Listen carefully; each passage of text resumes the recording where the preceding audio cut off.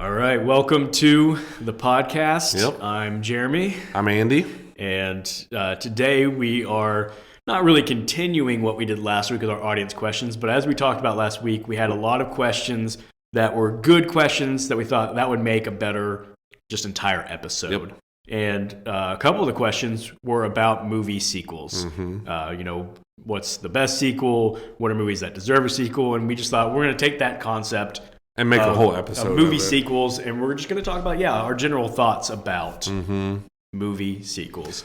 So Should we also do the disclaimer that I have a cough and you have the sniffles? So yes, there may be some some noises in this podcast. we've talked before about how we power through. We do. For the people, and it's not just lip service, guys. No. We will play. I sick, never for a play through second injuries. considered not coming to do a podcast today. Yeah. So as he said, I may walk off screen for a minute just to clear my nose, Yeah. but hopefully we're able to get through this without any grossness. I hope so. But Maybe that'll just be a new thing. Like, tune in. Maybe something gross will happen. I'm gonna sneeze and just have snot everywhere. Everywhere. You'll have that shocked, surprised look on my face where I'm just like, That would be the screen I caption, don't know too. what to Like, do. yeah. Yeah. Oh man. So we're going to start by just sort of giving general thoughts about sequels. Sure. I think for whatever reason, sequels kind of has a negative connotation with it. Yeah, I would agree with that. In the sort of general, I think, Hollywood conscious. I don't not necessarily publicly. Obviously, there's a reason why sequels get made, but I think you consider most of your big time directors, most of your biggest actors are sort of sequel avoiding. The obvious big exception to that is playing in a franchise like Marvel. Yeah. Marvel kind of changed that. It's changed the rules a little bit. Because now it's so big, like Yeah. there's a lot of big time actors that have been in sequels through Marvel. Yeah. And I'm going to go ahead and give this disclaimer. We talked about beforehand, we're going to be doing a draft in a little bit of best sequels. And I asked him, I said, could we just leave Marvel movies out? Because we have, just to tease again, coming up, we're going to have a guest on, and we're going to do a Marvel movie draft, and we're going to talk all about the Marvel universe. Yeah. And so, That definitely warrants its own podcast. yeah, so it just sort of cleans up a lot of the clutter because there's so many of the Marvel movies at a certain point, just like all sequels. Yeah. So just moving that franchise out of this general discussion allows us to talk about a lot of other different sequels that deserve more attention on their own. Yeah, Marvel would really crowd things up. Yeah. But as I was saying, besides Marvel, or before Marvel came along, a lot of people viewed sequels as, I guess, a less creative endeavor. But you think through, I don't think Leonardo DiCaprio's ever been in a sequel. That was the name that came to mind. Yeah. Daniel Day-Lewis has only been in like 8 movies, so it's not surprising he's not been in a sequel. No. Well, Lincoln 2, I think, would have been a pretty dull movie. Yeah. I was thinking Brad Pitt, other than the Oceans movies, I don't think he's been in a sequel besides the Oceans movies. I could be wrong about that, but I remember for a long time there was like World War Z 2 buzz, and I think that thankfully went away. Yeah. But yeah, like I was like Scorsese, I don't think dives into sequels. No. Fincher, these guys, yeah. Right. Spielberg does. Yeah. Spielberg, he's stuck with Indiana Jones and did some Indiana Jones. Is that all he's done? Probably. I think so. He did the second Jurassic Park, right? He did. He did Lost Yep, World. you're right. I would say, which is not a great movie, but it has a couple of Spielbergian flourishes to it. I just told you this week I didn't watch any movies. I actually did watch The Lost World this how week. about that? It was just on, and I was like, I don't think I've seen this movie since like 1999. Yeah. And I watched it. So yeah. And I said they're viewed as like creatively less than, and I think that's sort of the reality. Sequels are rarely successful on a creative level. Sometimes, and there's two levels of sequels being bad. Sometimes they're bad but just dismissible. The worst is when they're bad in a way that tarnishes the original. Yes. And that's why I think people like you and me, why we probably like sequels just to stay away. Because it's one thing just to be bad and dismissible. It's another thing to kind of ruin the reputation of something that we previously really enjoyed. Yes. Yeah. I don't care that there's an Expendables 2. Yeah. Because I don't care about Expendables 1. I do care that there's a Jaws 2, 3, and 4. Yeah. It's just to go along with your point. Yeah. Because Expendables 2 doesn't tarnish the legacy of Expendables 1 to me because I don't care about Expendables 1.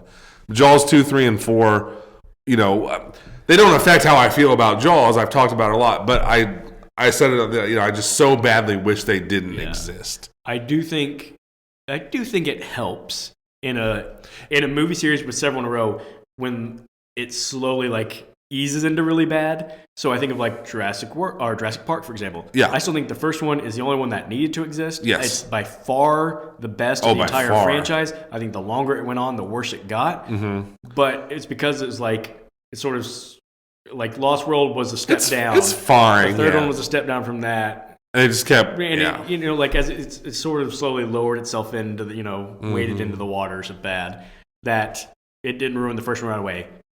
But I still wish the first one just I'd like to disassociate it from the rest. Same. That's how I am with most sequels. I kind of just pretend they don't exist. Yeah. And of course we know the biggest problem with sequels in movies is that they are usually motivated by the finances. Money. Mm-hmm. And it's always alarming how often things are successful. They have a great first weekend. And they just greenlight the sequel. Yeah, sequel's already greenlit. Yeah. So-and-so commissioned to write a script. And it's so you don't have a story. You just saw dollars. Yes. Yeah. And that's how you end up with something like Speed 2. Really, one of the worst movies of all time because Speed 1 came out and it was successful and Sandra Bullock was like this lightning bolt and they were just like, well, make it Speed 2. Mm-hmm. And then it's when they kind of make it, it's like, wait a second. Did anyone actually think it was now we just made it. And that's the worst. That's the worst. Yeah. So sequels, they shouldn't happen unless somebody just actually has a good story to tell. I wrote down my 3 rules for why there should be a sequel. Can we jump into them? Let's do it. That's fine, as long as that's what you want to do. Let's go through your rules. I mean, listen, these are not groundbreaking ideas. Yeah. But I just wrote, you only need a sequel, and I have some examples. And these are not in order of importance. Yeah. But number 1, you have to want to spend time. You have to have compelling enough characters that you want to spend more time with them. Yes. One movie wasn't enough to contain these characters. Mm-hmm. And this might sound like a silly example, but one thing that came to my mind was Lethal Weapon 2. Okay. Yeah. So Lethal Weapon 1 comes out, and you establish this unbelievable chemistry between Mel Gibson and Danny Glover. Mm-hmm. And you go okay, I love these guys. These guys are great together. I love how they feed off of each other. He's playing the old kind of grizzled guy. Mel Gibson's got this manic energy. I'm happy to spend more time with these guys. Because you think about how many movies come out, how many sequels come out, you're I don't want to spend one more second with these people. Yeah. So you have to have compelling enough characters that you either want to kind of be that third person in the room with them, in the case of Lethal Weapon, or they're just something about them is compelling enough. Okay, I want to see what's next for this character. Yeah. I want to see if Riggs in Lethal Weapon, if he ever finds happiness. And so I'm happy to go back to that franchise. Whereas, like I said, unfortunately, you get the opposite where I didn't care about these people in the first movie, let alone in the second movie. Do you want me to keep going or do you have thoughts? I don't want to. Okay. Second, I wrote, if you don't have the character, and you can have all these things, but it also has to be a world that is worth going back into. Mm-hmm. And to me, and I know we'll talk about this, so this is not any kind of spoiler, The Dark Knight. Mm-hmm. Nolan creates this world. Gotham City, okay, I'm interested in this place. I'm interested in this world. I'm interested in the people that inhabit this world. So I'm happy to go back. Same thing, where it's so many movies you go, I didn't care the first time. Why do I want to be back in it? And when you create a big world like that, literal city, like Gotham City, it feels like there's more stories to be told. Yeah. Because you've done such a good job of establishing this place. Even if it's a make-believe place like Gotham City, it's done so well and so convincingly. You know what? I want to be in this world. Yeah.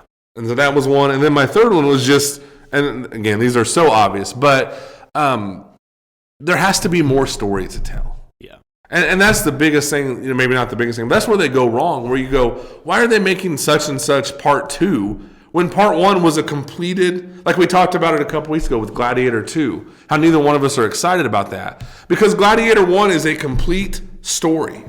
There's a beginning, there's a middle, there's an end. There's character arcs, there's resolution, whether you like the movie or not. Yeah. There's character arcs, there's resolution at the end.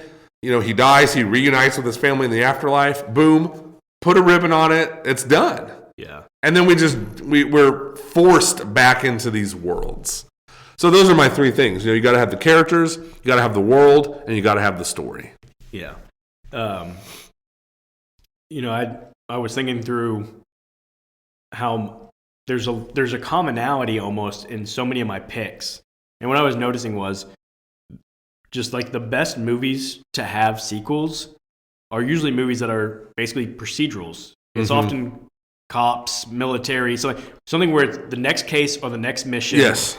So that it makes sense, because too many movies, not too many movies, so many of the great movies that shouldn't have sequels, it's because the circumstances only make sense as a one-off. Yes. Jaws is one of them. The rare. Oh man, we've got another. Shark. Yes. Yeah. Just keep having these Die sharks. Hard. It becomes more. Yeah, you're stretching the imagination. But in the case of cops are going to have more cases. Military people are going to have more campaigns.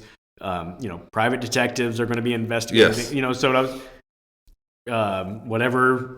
whatever Tom Cruise is in the Mission Impossible movies is going to have more missions. Whatever his job title is. Those are the ones that keep working because it makes sense that they keep having these things happen. And so, as you talk about having a good story to tell, that's having a story that makes sense to happen again. That's where movies get the most in trouble, is where it's a world, like we said, where it's a circumstance that should be a one-off, and they go, well, let's try to make it happen again. Yeah. Speed. It's a great example. Yeah. What are the odds of this person being stuck on 2 different transits that have a speed limitation or it blows up, one of them being a cruise ship the second time? Oh my gosh. We should do a podcast on Speed 2. That movie's insane. And Die Hard is a good, I like some of the Die Hard sequels, but it's oh man, once again, John McClane is trapped in this place with these terrorists, and it does begin to stretch the imagination. And then going back to my 3 rules, the best sequels have all 3. Yeah. Which we'll get to. Yeah, and that's, I really wanted to make the bulk of our podcast this next section, and I think it will be. We're going to draft sequels because, we've been really hard on sequels so far, but there are great sequels. So that definitely is worth talking about. There's always the exception. Yeah. Where I sit here and go, man, I love these movies that are just original and they just leave it alone. But I came up with several. And there is, I will say this on the positive about sequels. When it's done right, there is something that, as a movie fan, as a lover of movies like you and I are, there is something really exciting about that hype. And I'm going to use this again as an example, The Dark Knight. I'm sure you remember it too, where it was just we were literally counting the days to that movie. And the marketing campaigns and the Heath Ledger stuff and all that. And of course, the Heath Ledger thing was the kind of the X factor that nobody expected, him passing. But when it's done right, that anticipation for it's only 3 more days till I get to go back into Gotham and see what Nolan has done. When done right, is very exciting. Yeah. Very, very exciting. When done wrong, I want to, beat my head up against the wall. Yeah. So we're, as I said, going to do this draft. We never really communicated much beforehand. Pretty much the only thing we communicated was let's leave Marvel stuff off our boards because we're going to do that soon. Can I throw in one thing real quick? Yes. This is just personal. I left Kill Bill off. Okay. I did not look at Kill Bill 2 as a sequel. Personally, I just want to say that. All right, and I've got one caller too. I had left Mad Max Fury Road off because I was I don't know. It feels wrong to count that as a sequel because it's such a reboot sequel thing that I didn't want to count. Fair enough. All right, I believe, if I remember correctly, that I went first in our last draft. Did you? I think so. Because what we did 80s, 90s, 2000s. Then so it would be my turn, wouldn't wouldn't it? It's your turn. Okay. So I mentally prepared for you to have the first pick. Okay. I am very curious. I suspect. Actually, I don't know if we'll have the first pick because I immediately thought this one movie was going to be the first pick for both of us. But then I thought of a couple others. I thought maybe we'll be in contention. Yeah.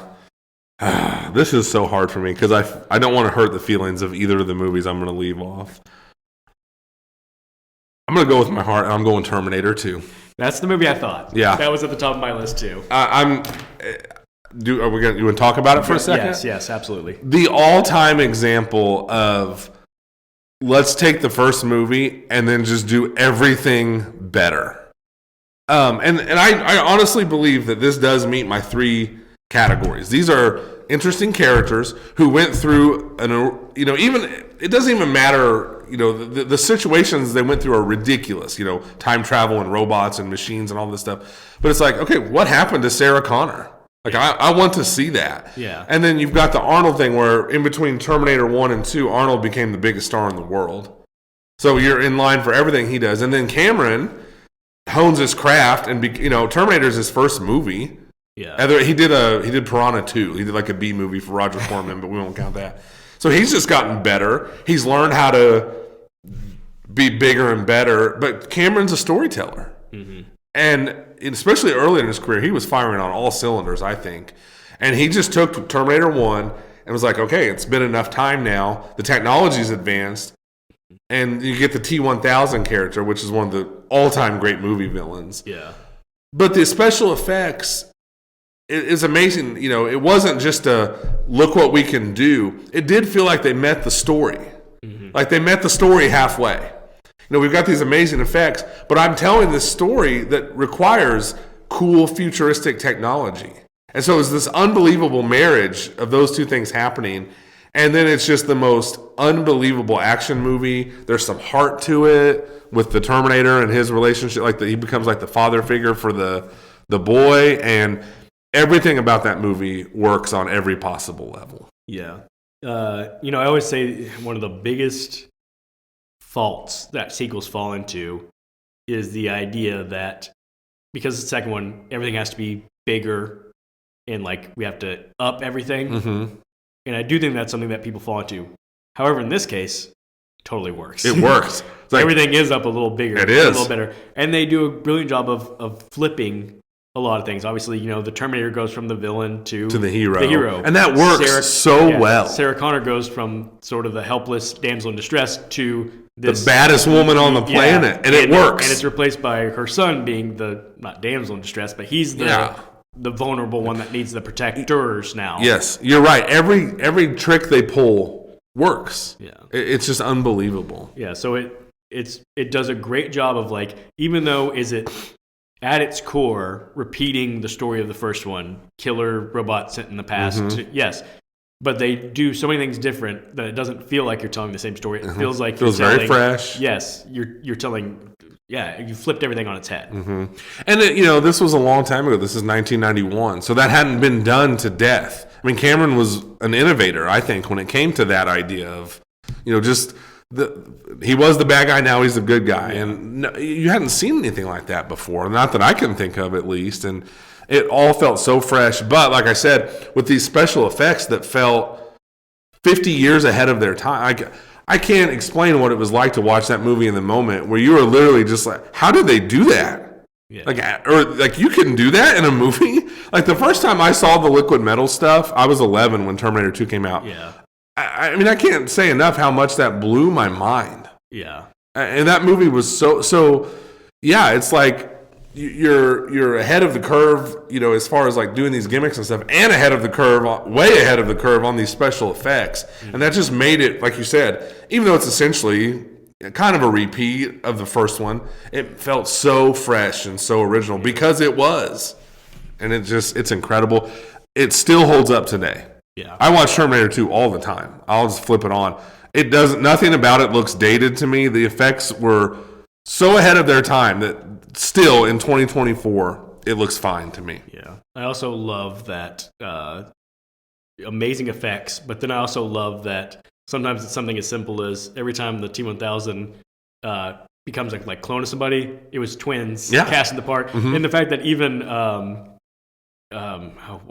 Sarah Connor, Linda Hamilton has a twin sister that played. It all just worked. It all just worked. Oh, sometimes it's as easy as that. Just cast twins. And he rewards you if you love the first one. There's little things that connect the two movies. But I think you could also watch it and not be completely lost. Yeah. And, it's an unbelievable achievement. And like we talked about, was it last week or a couple weeks ago, Arnold's good. Yeah. Like, he's a good actor. Linda Hamilton is unbelievable in that movie. I will say to this day, she should have gotten an Oscar nomination for that movie. Yeah. But the Oscars don't reward action and sci-fi and stuff. So I was just thinking here, how great would it have been if Jaws had followed that example of just flipping the circumstances? It's a crazed fisherman going around drowning people, and a shark's trying to save their lives. people. Yeah, that's what they should have done. Just taking the Terminator 2 approach. But yeah, that would have been incredible. Yeah, just a movie where literally everything went right, and every decision made was the correct decision. Yeah. And it's an unbelievable experience. Talk about a movie I wish they would bring back into the IMAX. Yeah. That would be incredible. All right, so here's my dilemma. My question is, do I pick based on what is actually next on my board, or do I pick based on what you think I'm going to... Right, because I think I can still get what's next on my board after that. Yeah. I'm not going to do it. I'm going to leave that pick for you, I think. I'm going to go with one that some people may say is cheating a bit. I'm going with Lord of the Rings: The Two Towers. I know some people are like, it blurs the line of sequel because it's a pre-planned out. I think it qualifies. But I think it qualifies as a sequel. Two Towers is my favorite in the Lord of the Rings series. I've talked about it before being one of my favorite theater experiences. Yeah. I loved the first one, but the second one was the one that I feel like really expanded what movies could do. That Battle of Helm's Deep, the scope of it was so, at the time, groundbreaking. Oh, it was. It made every battle scene in any movie up before it immediately... Well, like we talked about, The Matrix. Yeah. It immediately just jumped way past all the Agent Smith stuff and everything. Yeah, so I don't need to carry on too much about it. It's like I said, my favorite actually of the Lord of the Rings. I know I obviously Return of the King is also a sequel and could have been in contention, but I always go with Two Towers. That to me is my favorite. I think because the first one, I always say this, the first one has the most plot setup. The third one has the most just everything playing out. The second one has the best balance of both. It's still got some plot and some explaining and building the world, and then a bunch of action payoff too. And so to me, it's the best balance in the movie series. Well, when done right, that can be a major advantage of a sequel. The first of a movie has to lay the foundation. It just has to. You have to somehow establish these characters in this world. And so a lot of first movies, excuse me, here comes the grossness we talked about. A lot of first movies in a series do have to spend that necessary time laying the plot. And then the second one, you can just cook. It's like, all right, you know what's going on. You know what the stakes are. You know who these people are. Let's just go. And that's a good example, I think, of a movie that's able to do that. Not that it's devoid of plot or anything like that, but it doesn't have to spend all that time doing the setup. Right. All right, I bet I know what your number 2 is going to be. I mean, you got to go Dark Knight. Yeah. And that was my dilemma, is do I do Dark Knight first or Terminator 2 first? And I won't dwell on this for time because we did an entire Dark Knight series, but boy, what an achievement. Yeah. I mean, just what an achievement. And kind of the same thing I was just talking about. Batman Begins, while is a great movie, I don't mean this as a negative, has to do a lot of establishing. And it did it so well. We were so ready to just be back in that world, like I said. And then you just had all these amazing things happen where Ledger and everyone's going, you sure? And then you see him and you're like, oh, wait a second, this is going to be amazing. Sadly, he passes away, which honestly did add to the build-up and the anticipation for that movie. And then, that's another movie I revisit multiple times a year. Still holds up, is still unbelievable. Some of the most thrilling stuff. The acting is off the charts in that movie. We talked about it for a long time, so I won't dwell on it. But just to your point of not having to waste a lot of time with build-up, one of the most famously great opening scenes of all time, and I think that's an underrated part of what makes a movie so rewatchable, is knowing as soon as I turn it on, it's going to instantly be entertaining. Yes. It's not going to take a little while to get into. Yep. It just jumps right into great action. Such a smart, like we talked about, such a smart decision we get zero backstory for the Joker. Yeah. None. We don't get that, 10 years ago scene to open up the movie, and then none of that. It's just boom, we're right in it. And yeah, one of the all-time great opening scenes of a movie. So that's all I'll say. I won't dwell on that movie. It's a masterpiece and deserves to be on the list. All right, I'm going to continue to pick again with my heart over my head. I had a feeling when I was making my list, I actually was working on graphics last night to be ready to put up on our post today, and I put in my predictions for what movies we would pick, and I looked and I said, my predictions have Andy's list being what's going to be the way better, more popular list. Listen. And my list is just going with my heart. Yeah. So again, not that my movies aren't popular. Lord of the Rings is obviously hugely popular. But my second one is, again, a trilogy that I've talked about a lot. The Planet of the Apes movies. It's Dawn of the Planet of the Apes. Once again, the second movie in a trilogy that is my favorite of the trilogy. Yeah. And it is, to me, like, I'm almost still blown away how much I love the Planet of the Apes movies, because like the old ones I have no connection to. Right. I think the ideas, I'm kind of like Planet of the Apes, whatever. It's silly, but it wrote me in so well. I cared so much about an ape named Caesar. I know, it's crazy. The dynamics are great. The effects are great. They are. And every time I watch it, I think it surprises me how much I enjoy it, because I think there's still a little skepticism every time. Like, do I really enjoy an apes movie this much? And every time I watch it, I go, oh yeah, I do.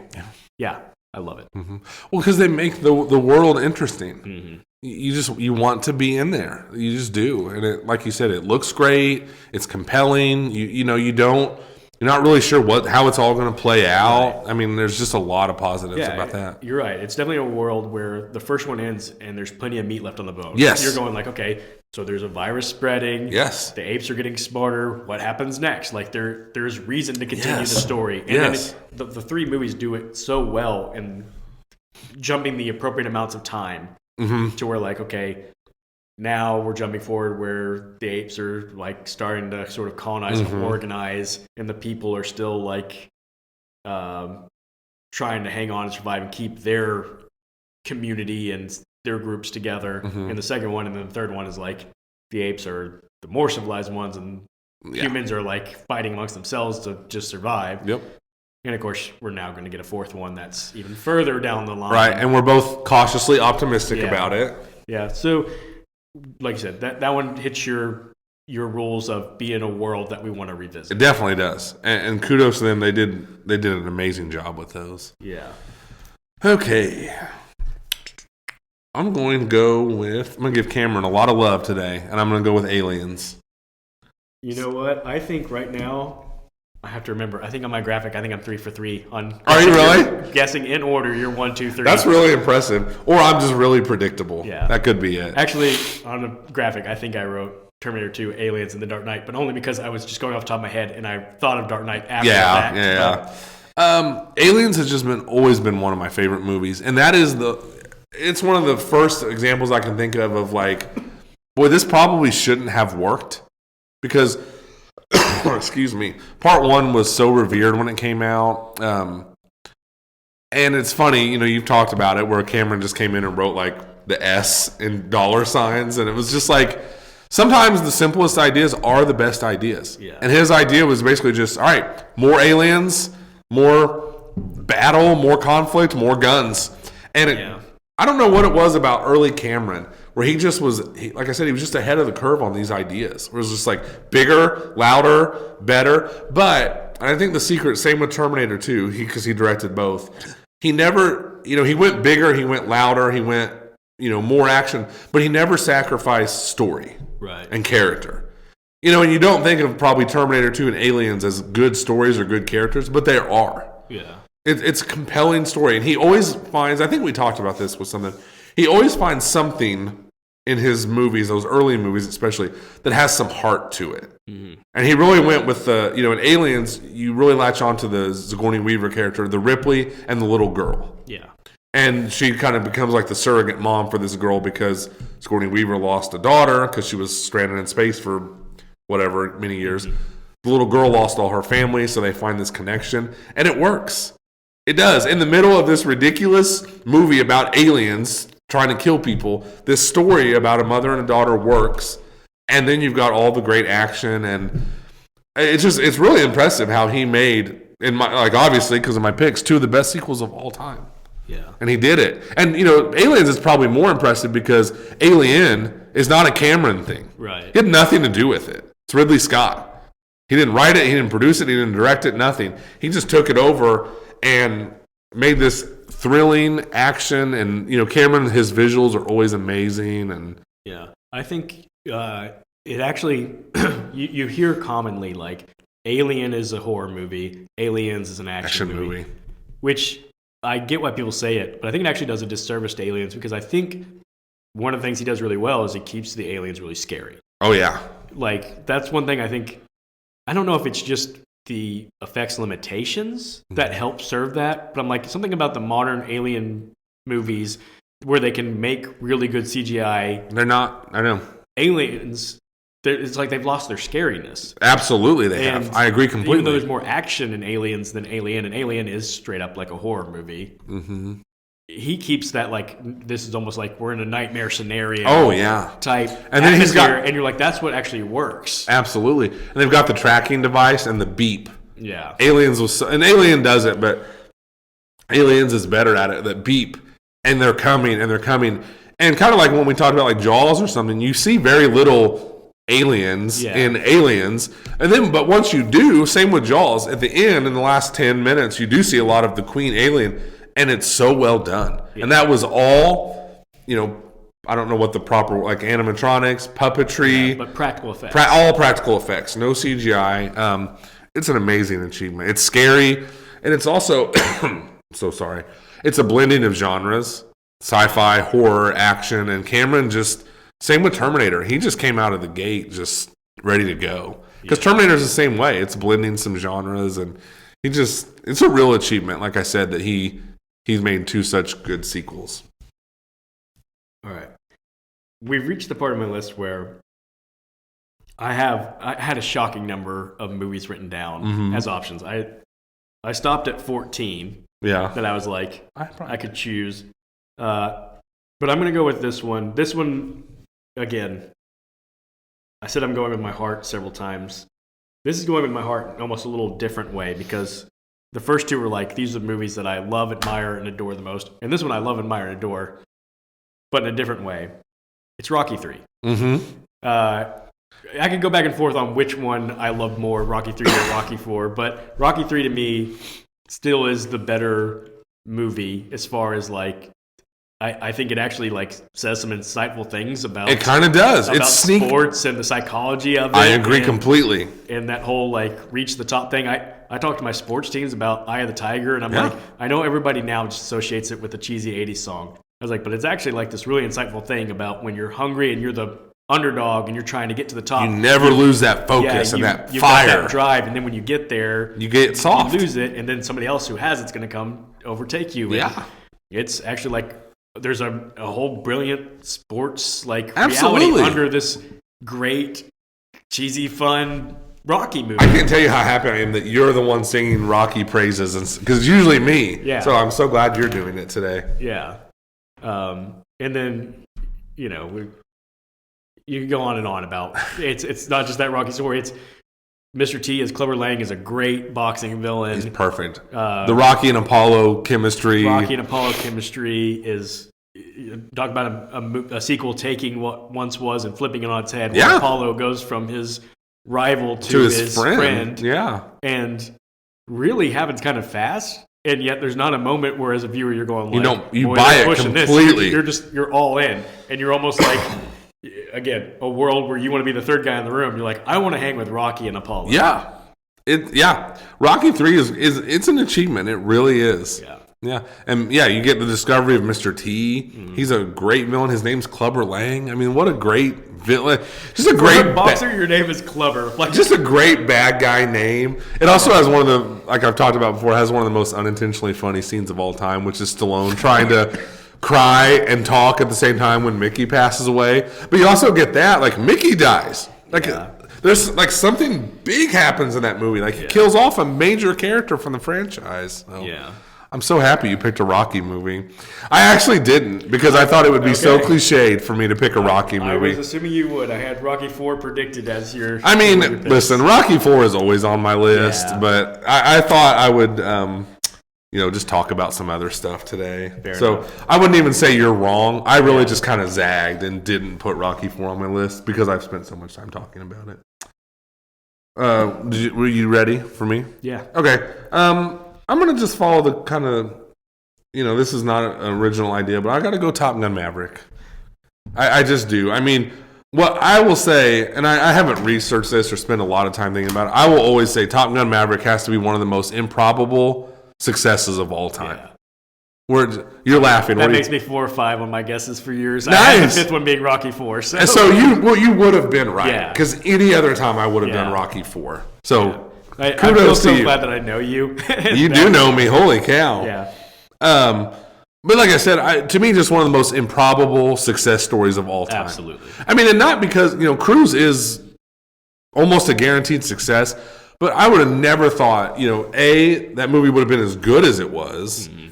B, it would have, that movie had a 100% approval rating. I don't care if you were 12 or 65. Male or female, it didn't matter. It just seemed like literally everybody liked that movie. Yeah. It was kind of it was a weird phenomenon in a way where it's just like literally everybody likes Top Gun Maverick. Yeah. My theory was you could have just been in line at Walmart and just looked back, someone had been Top Gun Maverick, and they'd just been yeah, and they would have high-fived you. I didn't test that theory, but I think it would have worked. I think a great metaphor for Top Gun Maverick would be the episode of Parks and Rec where Ron Swanson does a cook-off with Rob Lowe's character. Yeah. And Rob Lowe's I've made the perfect and it's burger. It's chutney burger. And it's got all the ingredients and stuff. And then Ron Swanson's here's my burger with cheese, nothing else. He goes, put ketchup if you want. I could care less. Yeah. And everyone, after praising Chris Traeger's burger, they just take the regular hamburger. This is so much better. Yeah, this is better. It's that's what Top Gun Maverick was. Yeah. No fuss. We don't need special ingredients. We're going to give you a good old-fashioned cheeseburger. And it's to that joke, the second they bite into Ron's this is better. Yeah. And same with Top Gun Maverick. It starts and that music kicks in and I'm blanking on the song. Danger Zone kicks in and you're this movie's awesome. And it's 10 seconds into the movie. And I mean, we've talked about Top Gun a lot on this, and so I won't dwell, but just the most improbably awesome movie of all time. And everybody was all in on it, and it was just it was a thing. And you watch it, I went from thinking, I do not need a Top Gun sequel 30 years later to just pump that movie directly into my veins because it's awesome. Yeah. And so, yeah. That is a great call. All right, number 4 for me. This one is going total shift. In part, I wanted some diversity to my list and recognize some different genres. And so for this one, I'm going with Before Sunset. It's the Richard Linklater. He has a Before trilogy. Sunrise, Before Sunset. And I think this is definitely not a trilogy in the Lord of the Rings sense of a movie in 3 parts that we split up. He made Before Sunrise. Then a decade later, was let's pick up with these characters. And they're all what happens in a day in the lives of these 2 people who in the first one, they have this chance meeting and they spend a day together just going around town and getting to know each other. And it's capturing this sort of infatuation that you have when you meet somebody and you are attracted to them and interested in them. Picks up 10 years later, they meet again. And that's the one I'm picking. And it's just a very charming sort of, it's a cup of hot chocolate feeling kind of movie. Ethan Hawke is great in it. Julie Delpy or something like that. I want to say Dempsey, but that's not it. And I feel bad that I'm not going to say her name exactly. I know, me too. She's really good and charming in it. And they did a third one, right? They did do a third one. I haven't seen that. I actually have not seen that one. I haven't either. I've seen the first 2, and I meant to see the third one. It's one of those ones that I keep thinking it's going to pop up on some streaming service that I have, and I'll watch it, and I've just not caught it yet. And I saw all of these way after the fact when they come out. Same. I was not one of these people that saw them as they came out. It was just a few years ago that I caught up on the first two. Well, I can tell you just from this afternoon and this morning after church, looking at, I Googled some lists, like best sequels of all time. That was on every list I looked at. Yeah. Usually in the top 5. That makes me feel good. Yep. Okay. Rocky 4. Who am I kidding? Yeah. I'm going Rocky 4. I don't care if I've talked about it a ton. Just the most ridiculous. So kudos to you, number 1, for being 5 for 5. I mean, come on. How do you not like Rocky 4? Like we've talked about, it's barely even a movie. It's so much montage.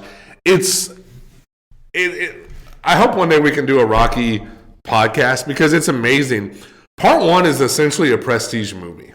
Yeah. It really is. Yeah. It's a love story. There's very, very little boxing. It won Best Picture. Yeah. And then to see Stallone basically just be like, you know what? Forget it. We're just going full. Like, the way he embraced the ridiculousness of it. I would say, I think Stallone is a smart guy. Mm-hmm. And, you talk about like the unintentional comedy, but I think in a lot of ways, he was in on the joke, so to speak. Mm-hmm. Like, he had this amazing balance of like, this is ridiculous that this guy just literally climbed a mountain. But at the same time, you're sitting there going, awesome. Like, it's amazing how he was able to ride that line. I don't know anyone else that could have pulled that off. Yeah. Of being so ridiculous, but still you're sitting there going, I love this. This is amazing, and this is incredible. It's not the right guy to reference, I know, but it just reminds me of Michael Bay, and you hear stories of people being like, Michael, why would this? And he's like, because it will be awesome. Just trust me. Yeah. And I think I think he was the same way. I don't know that for a fact. Maybe he thought he was making a great movie, but I think he leaned into the ridiculousness, and Rocky 4 is so much fun. It's funny. It's unintentionally funny. It kind of combines that. And again, you get to kind of continue that Rocky Apollo friendship that you want to see. And then there's a big moment happens. Spoiler alert, Apollo dies. And Dolph Lundgren was such a great villain in that movie. I mean, you just looked at him and like now we kind of get why he wasn't a star. Yeah. But when it came out, you're like, this guy. Like the next Arnold. This guy is going to be a star. Yeah. Look at him. And he's a monster. And yeah. Stallone, I'll tell you one thing. Stallone did a lot of things right in the Rocky franchise, in my opinion. And the number one, I mean, he made incredible. He created, Stallone has his hands all over Rocky. Yeah. He created Apollo Creed, Clubber Lang, and Ivan Drago. Yeah. That's really impressive. It really is. And, Rocky IV is just a blast. It's hilarious. It's the 80s. It's got the weirdest movie scene of all time with the robot and Paulie. And it's incredible. I love it. Who am I kidding? Thinking I'm going to leave that off my list. Oh, man. I'm so glad you audibled and went with it. Because I knew I was going to get the most passion and joy out of you. Look, you talked about I have to just be me, Jeremy. And I can't be me if I don't put Rocky IV on my list. All right, my fifth one, I said I wanted some diversity. I wanted to kind of mix genres. This next one I chose because I said that the types of movies that usually work as sequels are sort of procedurals, like cops, military people, because they're the people who have multiple cases, campaigns. Comedies also tend to work as sequels because usually there's not a story that has such a dramatic ending as characters dying or anything. Right. So life goes on for the characters. And oftentimes comedy sequels are terrible. My favorite comedy sequel of all time is Wayne's World 2. Really? So I'm picking Wayne's World 2 as my fifth movie. I think the thing that works so well about Wayne's World 2 is it's definitely in the same tone, the sort of meta stylings of the first one. For sure.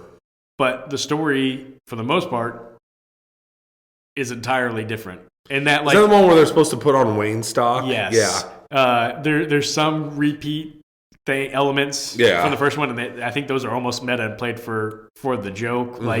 There's the producer who comes in and tries to steal his girlfriend, basically. Yeah. Is a repeat. But Wayne's World is so aware of what it is and aware of itself. And also, there's so many great...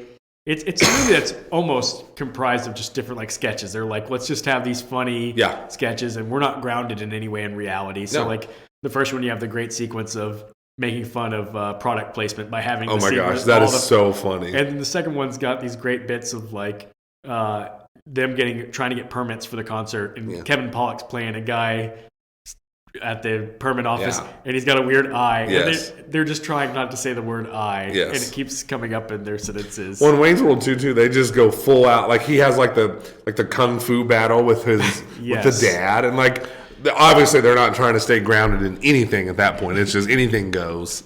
So yeah. Yeah. So I just have a special love for Wayne's World 2. No, I like it. I want to represent like a comedy sequel can be good. Yeah. And that is. You're right though. There are a lot of bad comedy sequels. Yeah. Yeah. Because again, usually what they do is just try to redo the first. Yeah.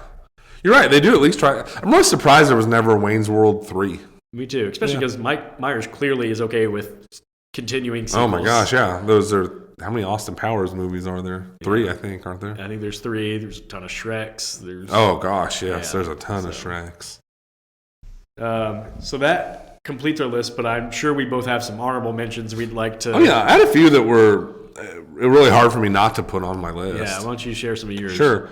Lethal Weapon 2, just always one of my favorites. Yeah. Really, really perfected the like I said, just man, I just want to hang out with these guys, and they just nailed that. And same thing I said earlier, Lethal Weapon 1 has to kind of lay the foundation. Lethal Weapon 2 is just off and running. Literally, that movie just starts out with a car chase, and Mel Gibson's running down the freeway, and just a really great movie. I did put Mad Max 2 on my list, or Mad Max Fury Road on my list. I know, but I agree with what you were saying. Yeah. Wanted to give a shout out to a couple horror movies that I had on my list. Okay. Evil Dead 2. Okay. Kind of a funny thing where Sam Raimi and Bruce Campbell did Evil Dead 1 for like no money. Right. So Evil Dead 2 is a sequel, but basically they just they had more fame and they had more money. Right. So they basically just did Evil Dead 1 again. But I did want to put it on there. If you are into horror and horror comedy and just over-the-top gore, I would recommend Evil Dead. Dawn of the Dead. Okay. Romero's Dawn of the Dead. His sequel to Night of the Living Dead. I think it's a much better movie. Really smart horror movie. I put Star Trek 2, The Wrath of Khan. Okay. I've never talked about Star Trek on here, but I like Star Trek. I would say I've actually not seen it. I know that's one of the most famous. Yeah, it's sequels. A major improvement. I put Blade Runner 2049. That's on my list. I figured it would be on your list. The other stuff I did put Mission Impossible, but it kind of came down to like, how do you pick which one of these? Yeah, I wrote Fallout as my pick. Right, it's like you could have picked any of the same, and it ultimately was just like I don't know which one to pick, but like we've talked about, the weird franchise that just keeps getting better. Christmas Vacation. Okay, yeah. I don't feel like it gets talked about very much as a sequel, but it definitely is. Yeah, I think probably the biggest reason that is now is a lot of people probably forget which order they came out in. Yeah. It's like that one, yeah, that was the and they just one. they just go, well, that's a Christmas movie, and they forget it's a sequel. Right. Logan. Yeah. And then I had, I know we didn't want to do MCU, but I did put the Tobey Maguire Spider-Man 2, which is just a really, really great movie. And I think that's all. I put Bourne Supremacy, but, I wrote it, and I was like, I don't even know if I believe it as I'm writing it. Like, I like the Bourne movies, but I don't think they would ever. Yeah. I don't have any real passion about them. Yeah, and if I like the first one and like the sequels decreasingly as they go along. Same. And I would just throw out real quick, so many people say Godfather 2 is the greatest sequel of all time. I much prefer Godfather 1. I had a couple like notably not on my list. Yeah. And Godfather Part 2 was one. The other one is Empire Strikes Back. Yeah. I know a lot of people are like, I do think it's better than Star Wars, but I don't. Yeah, like, it's the greatest sequel of all time, and I'm like, I don't care. Yeah. Give me Rocky 4. Yeah. So some of my honorable mentions, really take your pick of John Wick sequels. Mm-hmm. I wrote Mad Max Road Warrior, but that was my favorite Mad Max movie before Fury Road. Fury Road is basically like a modern, updated Road Pretty Warrior. much. And so like it kind of negates Road Warrior, but because I still have a special affection for it from my childhood, I still have it on there. Glass Onion. Yeah. It's a good one, and Knives Out sequel. And then I think we talked about all the other ones that I had on my list. So, yeah. So there are good sequels out there. Yeah. There are, but the bad, I think, by far outweighs the good. Yeah. So that was a lot of positive, and I'm glad we spent a lot of time talking about positive. Let's spend just a couple minutes talking Absolutely. about some of the worst. Absolutely. Some of the worst sequels that are out there. I will start by saying this. I honestly didn't write down too many that are just like the worst movies, and I probably should have. But what I kept thinking of were movies, like I said, that second example of really tarnished a first one. So one of the ones I wrote down, we talked about last week, I think, Matrix Revolutions. I was like, well, that's one of the worst sequels because It's really bad. It was bad, and it made people just be like, Just left a bad taste in your mouth. Yeah, like you say the Matrix nowadays, and people associate it with, like not a great series, instead of, oh, the first one was magical. Couldn't agree more. It Chapter 2, which is just mind blowing. It Chapter 1 was so good. It should have been a slam dunk. And It Chapter 2 was so bad. It was. That now I think you hear it and you're like, Same thing with the Matrix movies. Couldn't agree more. And it felt like It Chapter 1 just left the ball right there on the tee for them to just come up and hit a home run with it. And honestly, like they did some things right. Like I remember seeing the cast list come out and being like, wow. Like really smart. They're nailing it with this cast. What a great cast. And same director was back. I know. And everything. Everybody, yeah. I know. Just didn't work. No. Nope. But at least it was really long. Yeah, at least they made it go on forever. Yeah.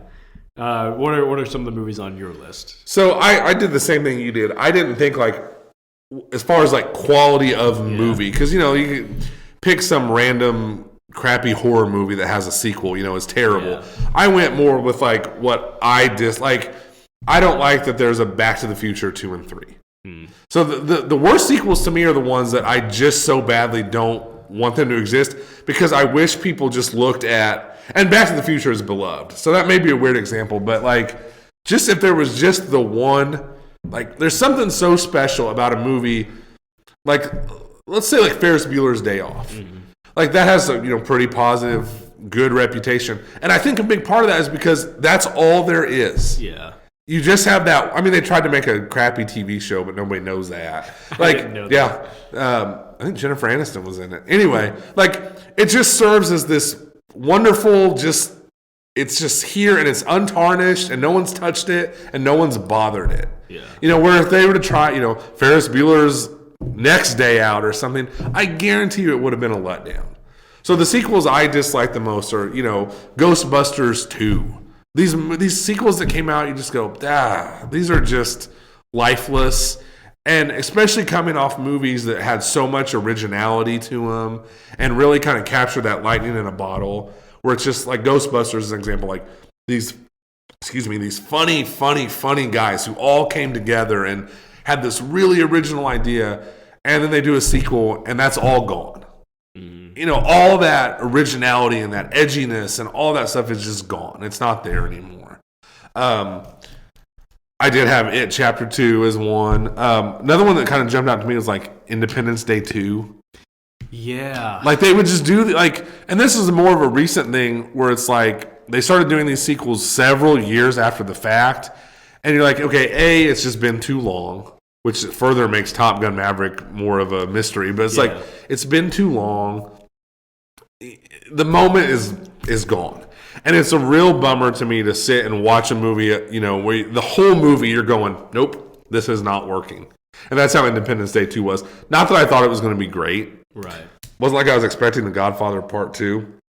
But from the second that movie started, I was like, Like the moment has passed, and now here we are, just stuck with this movie now. And even some of those movies, like, you can almost feel even the actors don't buy it. I swear, you can just tell. The actors are like, you know what, it was a nice paycheck. And that is just the worst. So I don't have a ton of, like, specifics, but more just that, that sequel that is made where you just, nobody's into it, nobody's buying it. It feels like the actors aren't trying as hard, and it is literally a cash grab. Yeah. I have a couple more written down. These are kind of like, they were franchise killers, at least for a moment.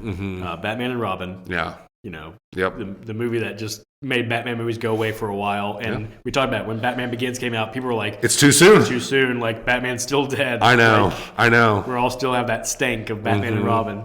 A Good Day to Die Hard. We already said it. There didn't need to be a whole bunch of Die Hard sequels, but that one, that's when all it was the like, Die Hard sequels, that was the one that you talk about, like, cast knowing it's not good. Like, Bruce Willis was just sleepwalking so through that movie. phoned in. Oh yeah. And it is so, like, it's painfully bad. It's bad. And then the last one is a movie that's almost, I mean, like, it's probably going to become a cult classic that people watch for humor's sake, like The Room. It's Mortal Kombat Annihilation, a movie that's so bad that, like, it's a comedy. Oh yeah, accidentally, an unintentional comedy. Yeah, it was directed by. I'm trying to remember. I saw the story. It was like they didn't have a director, and so they let somebody who was like part of the effects team or something from the first one direct it. Be like, hey, here you go, you do this. Yeah. Like, they clearly had no idea what they're doing, and nobody on the movie was any good. It was just it's one of the worst movies. Yeah, you can actually like YouTube that movie, and it'll just show you like little 10-second clips of just how bad it is. And I'm sure they thought Mortal Kombat was going to be a whole long franchise for them, and they were like, after that one, nope. And since then, there's been new Mortal Kombat IP, but honestly, even the new ones I didn't like. The new one that came out on like Netflix like 2 years ago or something. Yeah. They're making a sequel right now. Yeah, it's okay. I watched it and I was like, honestly, like, I'd almost rather watch the 90s original. Because at least you can laugh. Because, like, at least I'm nostalgic for that one a little bit. I was in 5th grade when the first one came out, so I liked it when it came out. You know, and for sure. I also wrote down too, like, I wish that in the 80s, like and I talked about this, so I won't dwell on it when we had Molly on, like Freddy, Jason, and Michael Myers. You know, they all three of those villains had good first movies. Well, Jason really isn't in the first Friday the 13th, but like Michael Myers, like Halloween is a classic. It's a masterpiece in my opinion, and there's so much. I wish we did live in a world where I wish we would know how we would view something like a Halloween if there wasn't 12 sequels and reboots and remakes and requels and all this stuff, and it was just like this original standalone thing. So but unfortunately, that's not the case. I've never asked you, what is your take on Halloween 3?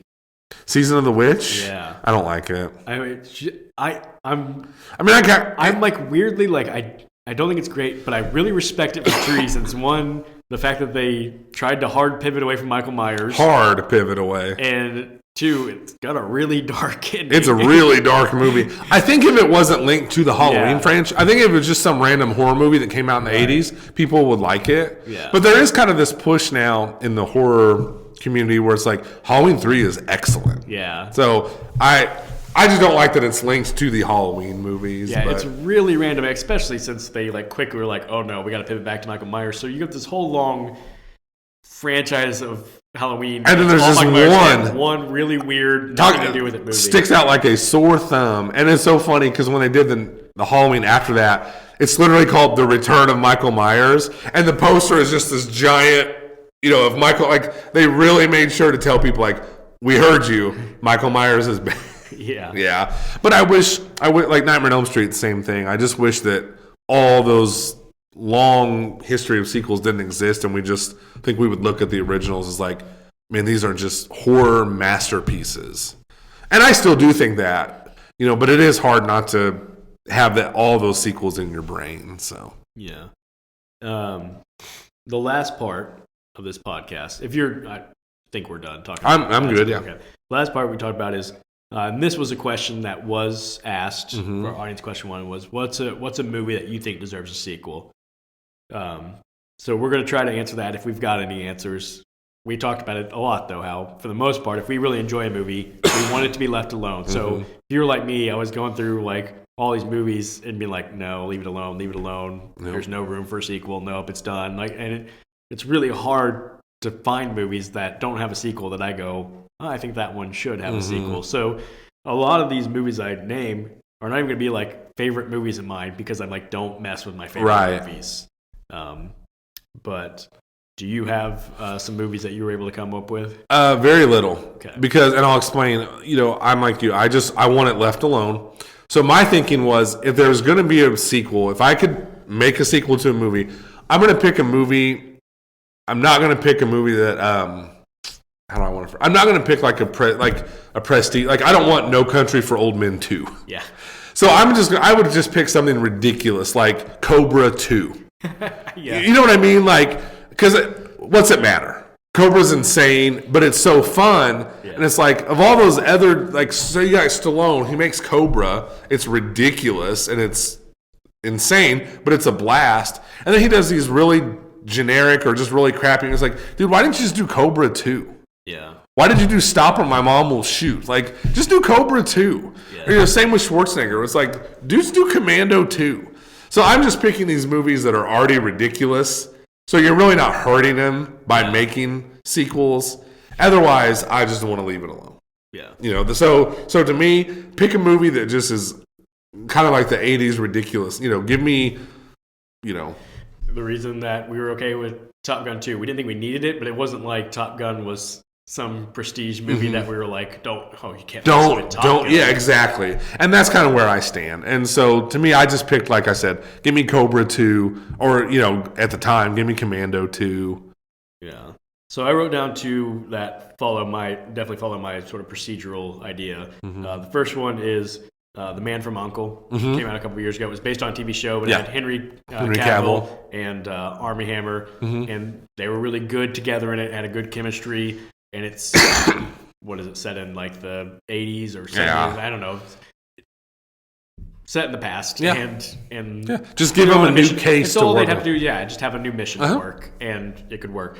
The other one that follows the same thing is The Nice Guys, which they're private detectives, and so they just need another case for them to work, and hijinks to ensue, and Ryan Gosling to continue to be hilarious. That's... again, we talked about Ryan Gosling is getting all this praise for how funny he is in Barbie. And it's like, he's been funny. He was Where have you guys been? Hilarious in The Nice Guys. Absolutely. And so I think those are two movies that I enjoy both those movies, but I think they fit that, like, nothing sacred about those movies. You're not hurting anything. Give it a shot. Like, they could easily just next mission, next case.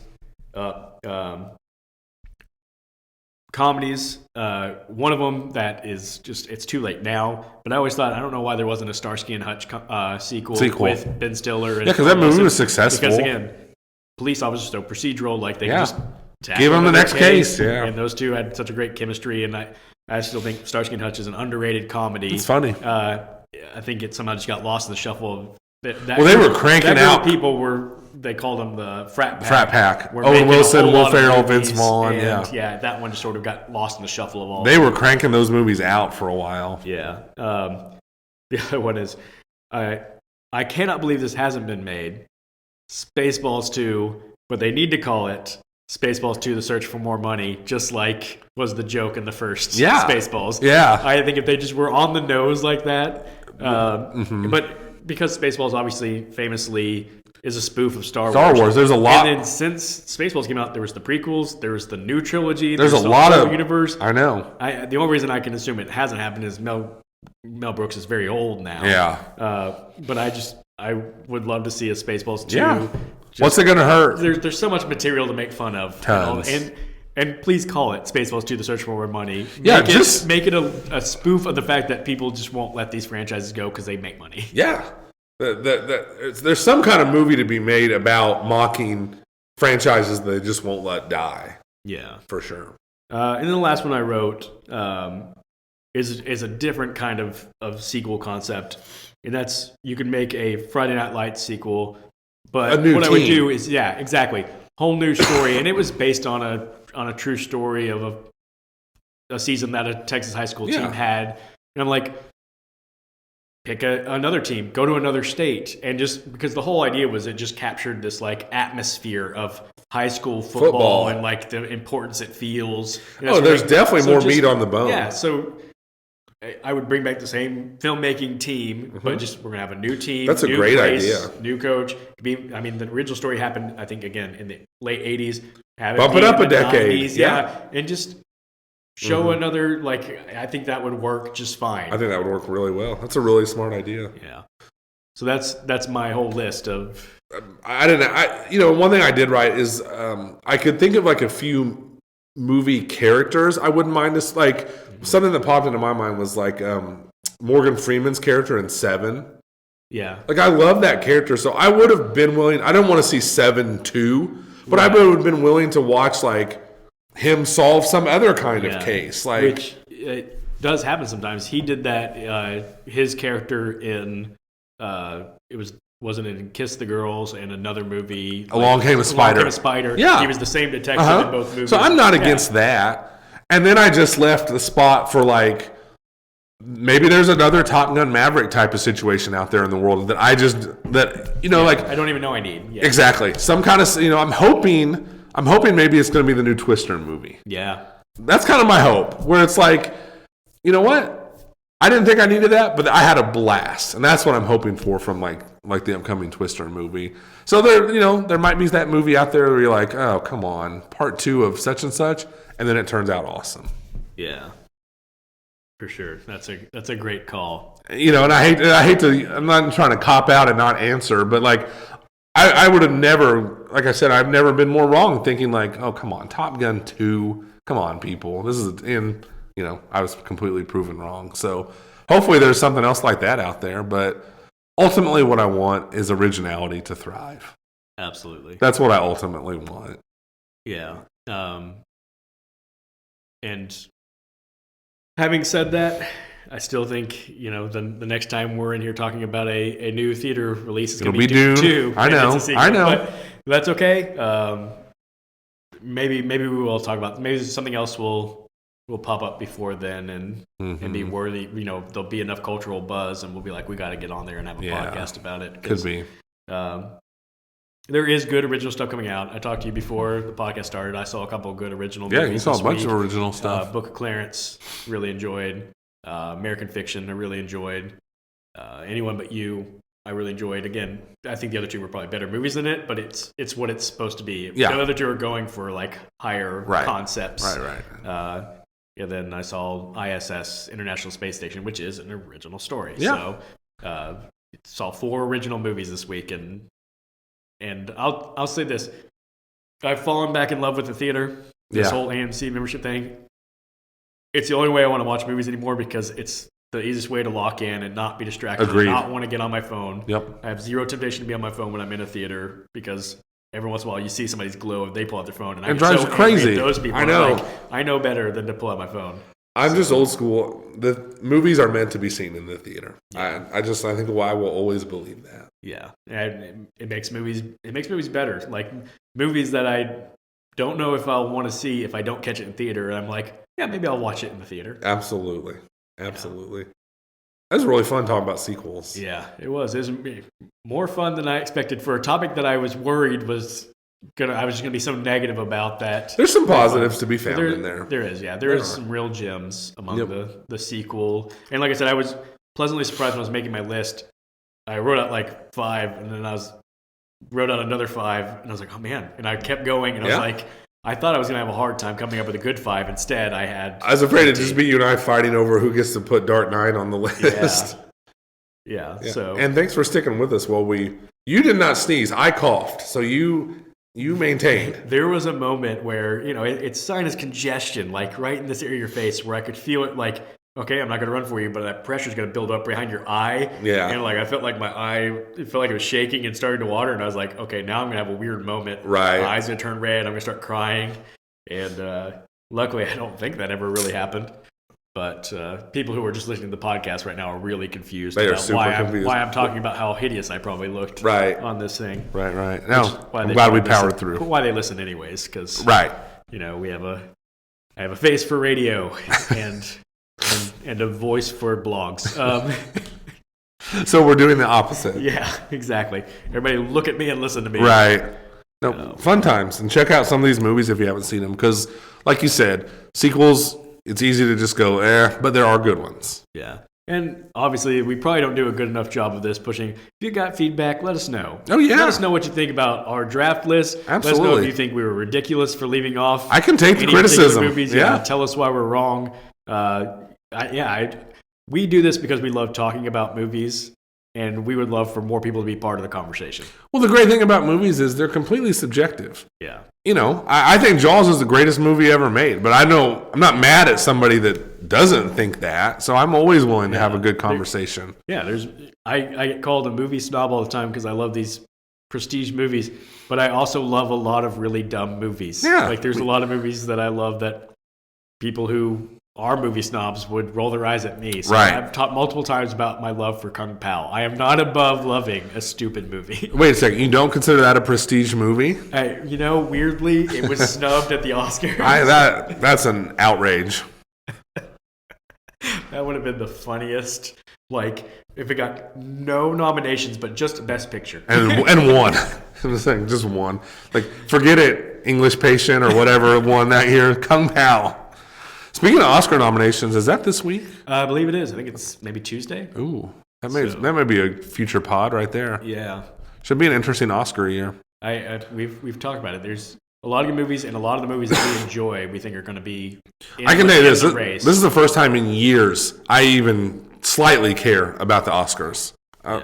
Completely has my attention just because of the intrigue in some of the races. So maybe that'll be something we talk about. Maybe we'll even mix it up and do like a midweek pod. Yeah. So absolutely. We'll talk about that. But thank you everybody for joining us for this episode, and we'll see you guys next time. See you soon.